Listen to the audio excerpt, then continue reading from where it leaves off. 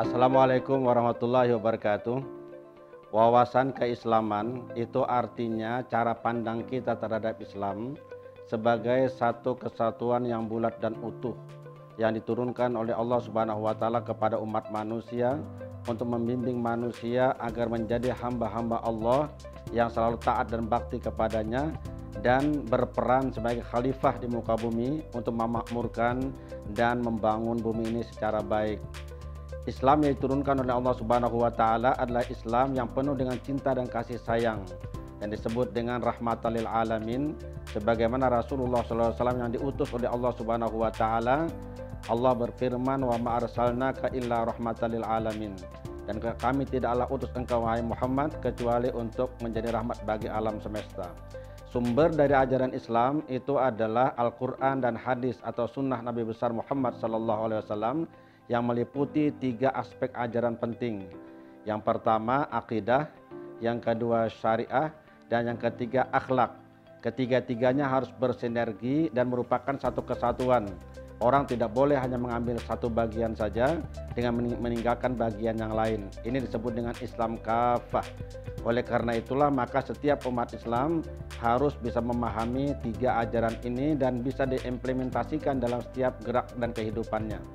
Wawasan kebangsaan itu artinya cara pandang kita terhadap bangsa dan negara kita, baik darat, laut maupun udara, sebagai satu kesatuan yang bulat dan utuh, dan itu merupakan bagian dari salah satu kewajiban setiap warga bangsa Indonesia, sehingga kita tidak lagi melihat suku bangsa, tidak lagi melihat etnis, tidak lagi melihat bahasa daerah. Yang ada hanya satu, itulah Indonesia. Ini menyangkut juga atau meliputi semua aspek kehidupan kita yang disebut dengan I-Polek Sosbud Hankam, ideologi, politik, sosial budaya, dan ekonomi, dan Hankam, pertahanan keamanan.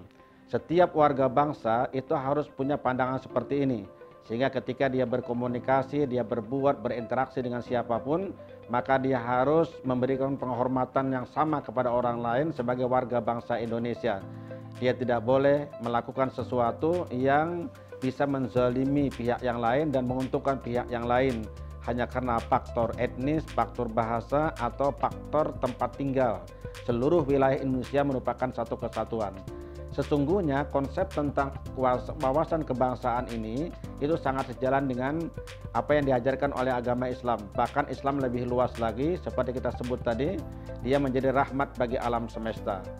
Karena itulah maka setiap mahasiswa seyogianya bisa memahami dengan baik, sehingga dia bisa menghormati orang lain, menghargai orang lain, dan tidak melakukan kegiatan-kegiatan yang dapat merugikan orang lain dalam bentuk apapun.